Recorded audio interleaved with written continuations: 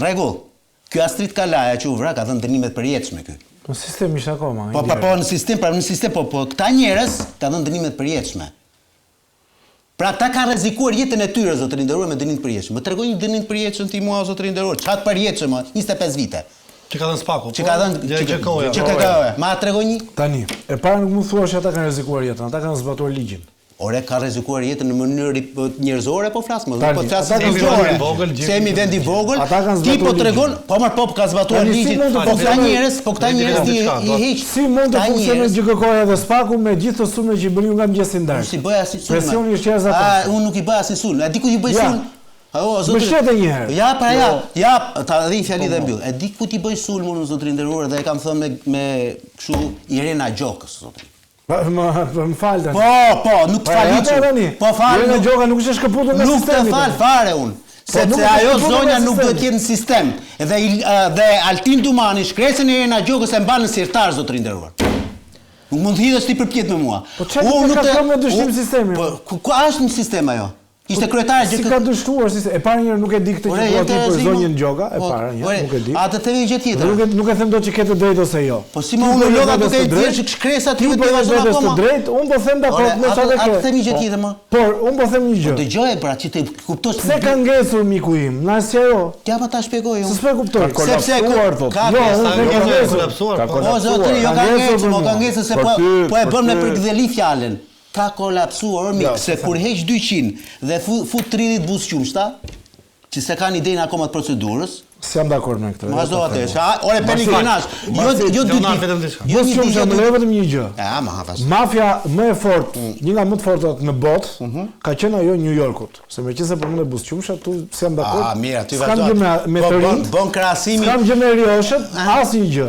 Por mafia një nga më të forta ka qenë ajo New Yorkut. Dhe prokurorët që kanë goditur mafian në New York kanë qenë 28-29 vjeç, Rudy Giuliani e gjithë ata të tjerë. Ka qenë 28-29 vjeç dhe u zgjodhën pikërisht ata sepse ishin nga jashtë sistemit, ishin idealist etj. A di një gjë ti? Mos i paragjykon nga mosha. A di një gjë ti që jam 100% i sigurt që nuk e di. Në Europë, jo në Amerikë, se atje është larg shumë, do të kalosh ditë oqean. Në Europë nuk bëhesh dot gjyqtar pa qenë 40 vjeç. Pa u bër magjistrat, pa u bër këshilltar ligjor dhe pastaj shkosh bëhesh gjykatës. Dhe mbi të gjitha pa qenë prindër, ç'është. Më fal dhe këtë. Është shumë e rëndësishme kjo. Duhet të jesh dhe prind, që ti je gjyqtar. Kurse këtu, prandaj të thashun, jo me ishte metafora, apo modeli amerikan më i mirë. Po vetëm ta mbyllim këtë. Se fillon me fantazionin, të shkojmë pa te fantazionin të shkoj. Dhe çfarë paralajmëron? U mor një sekretar ndëshkimi që dal aty. Keni të bindur që shteti i cili ka pasur respektimi më të madh ligjit ka qenë shteti komunist dhe lloji i politikës ose forma politike e cila ka ndëshkuar më shumë nga politikanët vetë është komunizmi. Po kjo se bën të legjitime drejtësinë. Nuk ka krahasim, nuk ka krahasim. E vero Hoxha ka dënuar bashkëpunëtorët e vet më të afër. Kjo është e bukur fare. Ka dënuar Hysni ka dënuar këtu të Mehmetçeun, ta përfundoj, ka krahasim. Ta përfundoj Ka krahasim. Të dënoj Mehmetçeun, Kadrias Biun, të duhet një glankuj përpara se të flasë. Po s'ka krahasim. Mirë, po kjo se legjitimon që thoshte shikoj, ani çela është gjykatësi, mi drejtë se kanë ndëshkuar krahun e vet. Prokurori. Po s'është argument po. I cili ishte edhe gjyqtar. Po normal. Pra kriteri ndëshkimit dhe kriteri që pagon det politikisht krahun tënd nuk e bën legjitime. E para, e dyta, se bën legjitime. Nuk e bën legjitime. Po legjitime nuk do të thotë që vota more, se bën nuk e bën qasje që kanë ata ndaj ligjit. Ta përfundoj. Besueshme po thot Marsi. Po nuk e bën legjitime që reforma drejtësisht e suksesshme, se është goditur krahu i vet politik, të kuptim. Pa nuk e legjitimon që është proces objektiv. E dyta, me ngecje. Dëgjoj.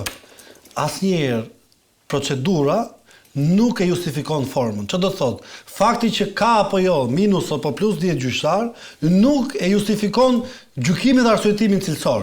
Sepse nuk është problem, nuk është se një gjyqtar që është detyrë thotë ore, kemi një 10 vende bosh tonë gjykat, nuk gjykoj dot, nuk e jap dot një vendim sa. Se ai duhet të japë vetëm dëgjoj kur na ndalon në policë, si themin dhe ai tjetri aty përballë dhe shkeli rregot e qarkullimit rrugor, ndalo dha atë, ti përgjigjesh për veten tënde. Secili gjyqtar përgjigjet për vendimet e veta, nuk përgjigjet për gjithë sistemin. Dhe duke përgjigjur gjithë për vendimet e veta, diçka që është absurde. Është me gjithë kolektivitetin bën nga 6 deri në 15 çështje në ditë, që do thotë ka mbi ngarkesë. Një herë që ka mbi ngarkesë nuk funksionon do siç duhet. Pa, ka ngecur Dhe vetëm të fundit. Me këtë logjikën tënde ka ngecur reforma. Problemi avokatët e Ka djallit. ngecur reforma me Dhe keq ka një kritikë publike. Nuk ka kolapsuar. Problemi avokatët e djallit. Nuk ka kolapsuar. Thoni të vërtetë. Nuk ka kolapsuar fare reforma, ka ngecur. Kur bën 15 çështje në ditë një gjyqtar, për arbrin nuk ka ngecur reforma. Ka ngecur sepse s'ka gjyqtar. Ta vetëm përfundoj dhe i Ka thënë. gjyqtar. Ka ngecur. Dëgjoj, në një gjykim penal dhe ka drejta që e sjell atë, se këtu ka edhe një gjykim që është gjykimi publik në çdo studio televizion kur dikush dyshohet. Në çështje civile, drejtësia e ai ta kompenson pronën. Po nëse unë dënoj me të padrejtë dhe bëj 10 vite burg me të padrejtë se janë 7 persona aty as pak, që morën vendim pa fajësi dhe kishin ca vite të mira në burg, kush më kthen më ato 7 vite? Nuk ka shifër ekonomike që më kompenson. S'kthehem dot më 30 vjeç. Edhe e fundit për ta përfunduar, them për magjistratë të rinj, a gjykon dot një 28 ose 32 vjeçar i cili s'është martuar në çështje divorci? A e kanë ndjeshmërinë e babait ose të nënës një zonjë ose një zotëri i cili vetë nuk është bërë prind që ta kuptojë se Po do zbatoj ligjin më. Po cili ligj më sa ligji është interpretuar. A është notar nëse nuk noton ujë? Ore atë. Ta mësosh vetëm me manual. Ligjin më se ç'është. Jo, lëm raste. O zotri, një gjyqtare, si a them emrin vetëm për korrektësi, ka nxjerr përpara një jave një grua me 2 fëmijë të mitur nga shtëpia më. Cili ligj fleti? Po çfarë ligji fleti? A sa diti? Po ja pra di unë. S'flas për Po le pra ma fol kot. Ato gjyqtarë që po fleti. A jemi përballë një sinjali që mund ndryshojë dhe vullneti i Shteteve të Bashkuara të Amerikës për sa i përket orientimit të kësaj reforme drejtësi, gjë që më pas mund ndikojë edhe tek se kemi zgjedhje tani avokat. Ja, ato i ka ardhur. Tani ta marrim me radhë. Ta marrim me radhë. Sigurisht i rri pjesës që kjo mund të jetë lobuar etj, por fakti që Fox e pranon, ta marrim me radhë. nuk është pak. Ambasadë amerikane nuk ka një ambasador, pra kemi një ambasadë pa ambasador. Po. Dhe në njoftimin e fundit që ka patur në raporte me politikën shqiptare, Departamenti i Shtetit ka qenë i qartë dhe ka thënë nuk merremi me çështje më si më parë. Pra ka një ndryshim kursi. Nuk merremi me koment për çështje zgjedhësh etj. E kanë thënë ata, nuk e kemi thënë ne. E dyta, nëse do zhbëhej reforma në drejtësi, sinjali më i fortë që do duhet të jepte administrata e re Trump për Shqipërinë kishte të bënte vetëm me një element. Vetëm me një. Heqja në gradës së zotit Berisha. Po çeli ka me drejtësi kjo më pur tani. Fillimi i kthesës. Pse? Sepse nëse ti ka dështuar reforma në drejtësi dhe ne biem dakord gjithë që aty nuk intereson nxjerrja e një nëne me 2 fëmijë nga shtëpia, po nëse intereson goditja e Sorosit, tentakulave të Sorosit dhe kthimin në balans i qasjes politike që ka drejtësia. Po, këtu është thelbi apo jo? Është thelbi gjës. Ky është thelbi gjës. Atëherë, nëse do kishte një ndryshim në qasje, do fillonte nga gjëja më e thjeshtë që duhet bënte Departamenti i Shtetit. Kush është një firmë e Marco Rubios? Hiqet nga non-grata zoti Berisha. Po çfarë lidhje ka me reformën drejtësi kjo? Jo, po prit. Ha. Sepse e ka bërë flet për Sorosin Arbri. E ka bërë. Por po flisim për reformën drejtësi. Ka hequr njerëz nga non-grata administrata Trump, ka hequr shefin e kabinetit të Viktor Orbana. Po çfarë lidhje ka me reformën drejtësi me këtë që po flasim, o Pra, jo, po s'më dëgjove.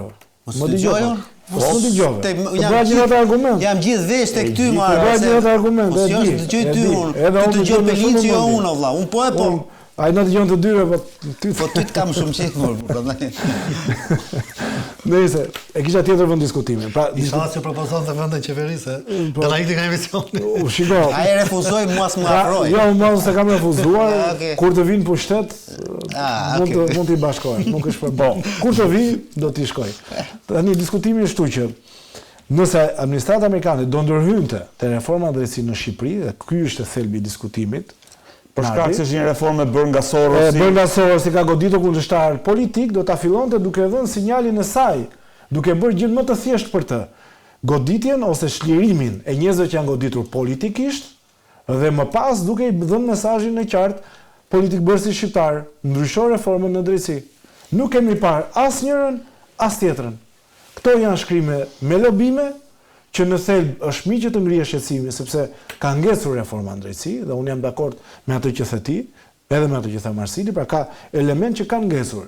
Sidomos për çështje civile është një badërdi e vërtet. Por kjo nuk do thotë që ka dështuar. Okej. Pra ngecja me dështim. Edhe 1 minutë kohë, lutem. Po. Është Një minutë. diferencë e madhe. Okej. O Arber, reforma në drejtësi u shkrua nga Soros, ja, nuk u shkrua nga Soros, mua nuk më intereson Nga ekspertët të paguar nga Fare, Federacioni nuk më intereson kjo si Shoqëria. histori. Sepse për mendimin tim, për mendimin tim modest, projekti i reformës të drejtësisë 2014-2015 nuk ishte i keq. Por mos me thonë që ishte i mirë. Nga si rrugës pra. Prit, duro. A do më japësh të drejtë në fund? Ti do më japësh të drejtë në Po fund. duro pra ma ngjohet deri në fund. Në fund do më japësh të drejtë, e Nëse di. ti më ngec në artikulimin e asaj gjë, ata të cilët na shikojnë thotë çfarë po thot. Tani dëgjoj deri në fund fjalinë time. Projekti u nis në mënyrë shumë të drejtë. Por çfarë u shkrua nuk u zbatua. Sepse minimalisht të kam thënë u shkrua në projekt, ata të cilët merren me projektin e reformës në drejtësi, nuk mund të vishen më me pushtetin e drejtësisë. Pra Genti Ibrahimi që shkroi, po e marr si emër, që shkroi pjesë e reformës në drejtësi, apo Ardian Dvorani, nuk mund të ishin një në gjykatë kushtetuese tjetër në gjykatën e apelit. Këtu ke drejtë. Okej. 2. OMN-ja, ajo që do bënte vetingun, nuk do vareshe nga shqiptarët. Nuk do ta bënin shqiptarët vetingun. Nuk do ta bënte Pamela apo Valbona Saxhaktari apo si Komici. Genta. Apo Genta Bungu. Nuk do ta bënin këta. Njerëz të cilët nuk ka kaluar magjistraturë, njerëz të cilët kanë ngel në juridik. Nuk do ta bënin këta. Njerëz të cilët sot për turpin e tyre, jo për turpin timore. Unë avokatin kam bërë dhe atë do bëj. Unë e di veten time se ku jam. Por unë një fytyrë kam, unë e Marsidi. Nuk mund më thënë që tani të het letra për gjykatën e lartë, ndërkohë që në 2024 në ajo zonja ka një procedim penal të regjistruar nga SPAK-u. Me çfarë drejtë ti shkon dhe kërkon? Shumë saktë. Ti kërkon pjesë e gjykatës lartë. Dhe sot po të jap dhe lajmin e sot. Sot gjykata administrative, një super zonë gjyqtare, zonja Hoxholli, ka dhe një vendim kundër asaj Naureda Llagamit, që kishte hapur gjoksin, se o do shkoj unë gjykatë kushtetuese bëhet nami, dhe ja ka, domethënë, gjithë karrierën e saj të juridikut ja ka plasur në fytyrë, sepse të shkosh në një gjykatë dhe ti të mos dish se a është ajo gjykata kompetente apo jo për atë për cilën ti çon, do të thotë që ti se ka haber fare të juridikut. Po fare. Tani, këtu është diskutimi. Dhe ka qenë drejtë këshillit lartë. Kjo është e rëndësishme, ore. Kush ishte? E kuptoni se kush e ka drejtuar? Pra, kush ishte arsyeja që ngeci rrugës, pra? Kjo është diskutimi. Dhe zgjidhja është shumë e thjeshtë. Avokat. Zgjidhja është kaq e thjeshtë është. Zotëri i nderuar, për ta zhbllokuar, sidomos nga ana civile. Një sekond, vetëm më fal një minutë. Pra, ra dakord që është bllokuar. Nuk është prishur. I thash kolapsuar. Sa i tha për ta zhbllokuar, tha. Jo, më fal. Le të merrem me dhafet. Avokat. Po dhe për ta mbyllur këtë si histori, po të them. Po, ka nevojë të paktën për çështje civile, se për penale nuk ke se çfarë u bën, po të paktën për çështje civile që ti të mos e ngarkosh gjykatën e apelit me gjyqje idioteske. Apel për përmbarimin.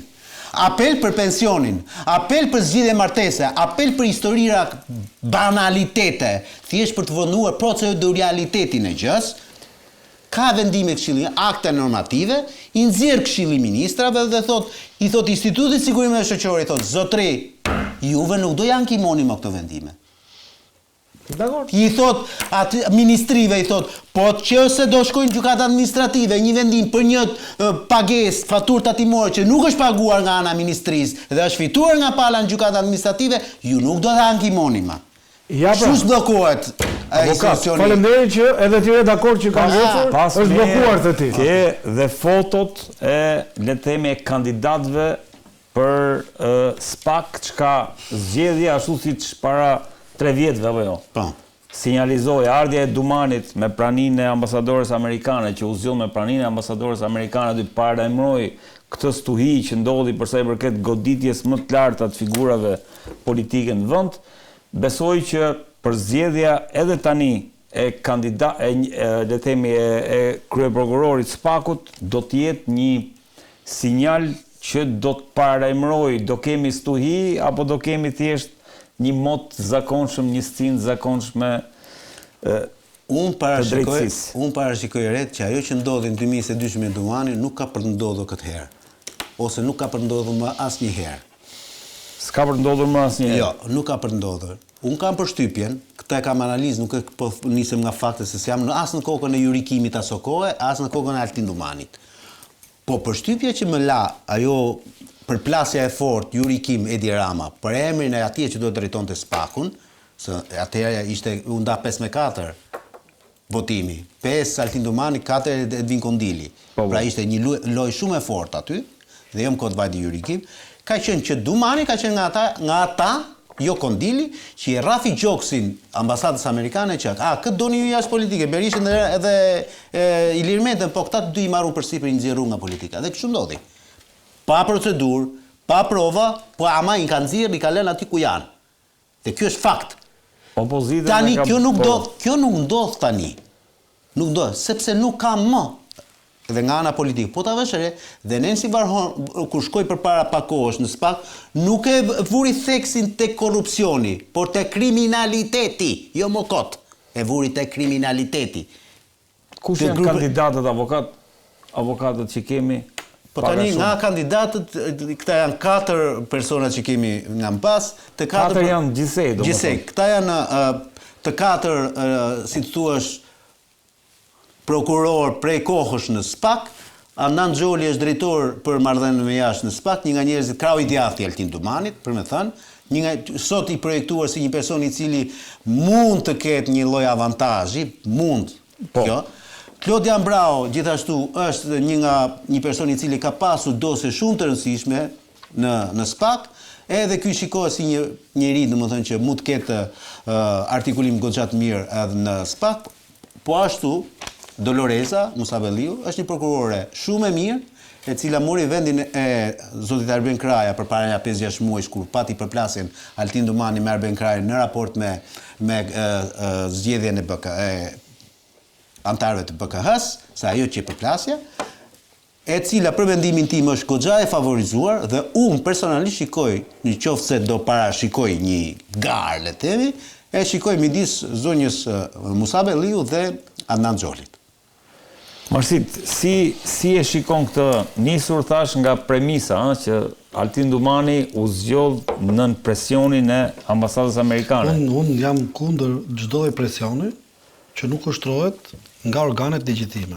Qoftë ky të jetë ambasador, qoftë edhe një strukturë më e lartë që përfaqëson Departamenti Amerikan të Shtetit apo diçka tjetër. Pse? Sepse nëse ne kushtetutë kemi që Shqipëria është një vend i pavarur i cila gëzon sovranitetin e saj.